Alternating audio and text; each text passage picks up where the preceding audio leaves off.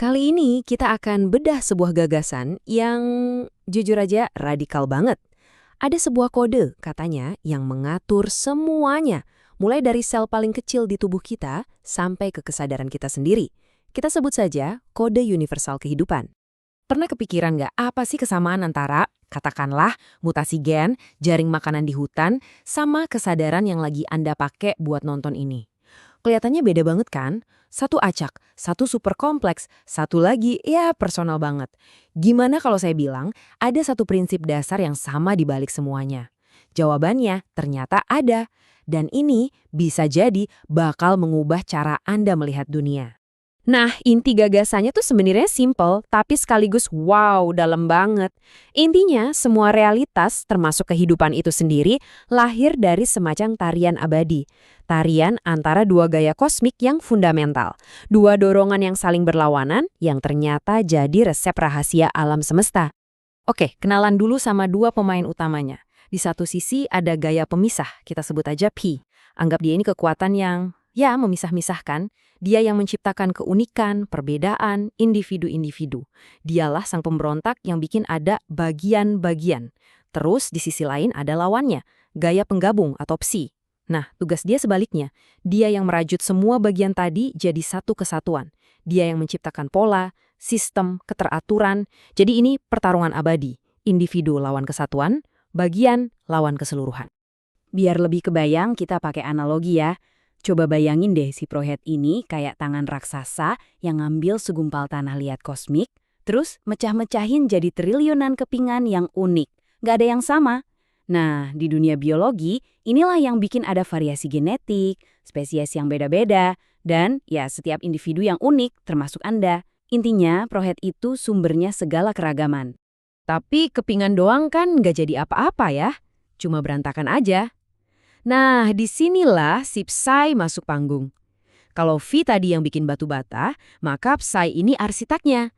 Dia yang ngambil semua batu bata unik itu, terus nyusun jadi, katakanlah, sebuah katedral yang megah dan berfungsi. Dialah kekuatan di balik terbentuknya jaringan, ekosistem, dan semua keterhubungan di alam. Dan inilah hukum utama dari tarian kosmik itu yang dirangkum dalam satu persamaan yang kelihatannya rumit. Eits, jangan takut dulu lihat simbol-simbolnya. Anggap aja ini tuh aturan paling dasar di alam semesta, yang intinya cuma satu, cari keseimbangan. Itu aja. Jadi, kalau diterjemahin ke bahasa manusia, intinya tuh gini, selalu ada biaya untuk jadi individu yang unik dan terpisah. Butuh energi, butuh usaha. Tapi, di sisi lain, ada nilai atau keuntungan yang luar biasa besar kalau kita jadi bagian dari sebuah sistem yang lebih besar. Nah, kehidupan dalam segala bentuknya, itu intinya adalah perjuangan terus-menerus buat nemuin titik pas, titik seimbang di antara dua hal itu. Oke, cukup dulu teorinya. Sekarang kita masuk ke bagian yang paling seru. Gimana sih kode universal ini bermain di panggung kehidupan yang nyata? Kita bakal lihat langsung dari level yang paling kecil sampai yang paling besar. Kita mulai perjalanan ini dengan ngezoom sejauh-jauhnya, masuk ke dalam inti sel kita sendiri.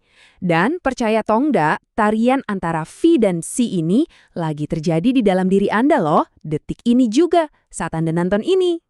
Nah, lihat ini deh, si PC, si pemisah, dia muncul dalam bentuk mutasi acak, variasi genetik, pokoknya semua kemungkinan biologis. Kelihatannya kan berantakan ya, tapi semua kekacauan itu langsung ditenun jadi keteraturan sama si PC. Dia yang ngatur gen-gen itu jadi jaringan yang kompleks, yang bikin sel kita bisa berfungsi sebagai satu kesatuan yang harmonis. Rumus ini pada dasarnya adalah formula matematis buat diri Anda secara genetik. Ini nunjukin kalau Anda itu bukan cuma sekedar cetak biru DNA mentah, bukan. Anda itu produk dari potensi genetik, CV yang terus-menerus dibentuk dan diintegrasikan oleh pengalaman dan lingkungan Anda. Itulah si Psi atau epigenetik. Ini kayak tarian antara takdir dan pilihan yang ditulis dalam bahasa matematika. Keren kan? Oke, sekarang pegangan ya. Kita bakal nge-zoom out. Jauh banget. Dari satu sel kita loncat ke seluruh planet. Dari mikro ke makro. Dan yang paling bikin takjub apa?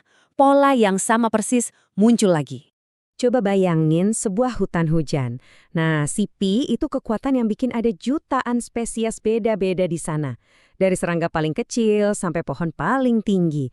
Itulah keragaman hayati. Tapi, si pilah yang ngejalin semua itu jadi jaring-jaring makanan yang rumit, jadi siklus nutrisi yang saling mendukung. Jadi ekosistem yang sehat itu pada dasarnya adalah sebuah mahakarya keseimbangan antara individu dan kebersamaan. Nah, dengan kacamata baru ini, kita jadi nggak cuma bisa kagum sama kehidupan. Kita bisa mulai coba mecahin misteri-misteri terbesarnya. Yuk, kita pakai kunci ini buat ngebuka beberapa pintu paling rahasia di dunia biologi. Teori ini ngenalin satu ide penting banget, adanya ambang batas informasi kritis. Biar gampang, bayangin aja kayak titik didih air. Ada satu momen di mana kompleksitas dan keterhubungan itu nyampai di level tertentu, dan boom, tiba-tiba sesuatu yang baru banget lahir. Dan ini mungkin gagasan yang paling mengguncang dari semuanya. Kelahiran kehidupan itu sendiri mungkin bukan sekedar kebetulan kimiawi, tapi sebuah transisi fase informasi. Persis kayak air yang tiba-tiba beku jadi es, bisa jadi materi mati itu bisa loncat jadi hidup pas tingkat informasi terintegrasinya ngelewatin ambang batas kritis tadi. Cara pandang ini bahkan bisa ngubah pemahaman kita soal evolusi. Seleksi alam itu ternyata bukan cuma soal pertarungan brutal, siapa kuat dia menang. Bukan, ini lebih kayak sebuah proses di mana alam semesta secara keseluruhan cenderung milih variasi individu yang paling bisa nambahin kekayaan informasi dan stabilitas buat seluruh sistem. Jadi alam itu nggak cuma milih yang perkuat, tapi yang paling bijak buat kebaikan bersama. Lalu, gimana dengan misteri pamungkas, yaitu kesadaran?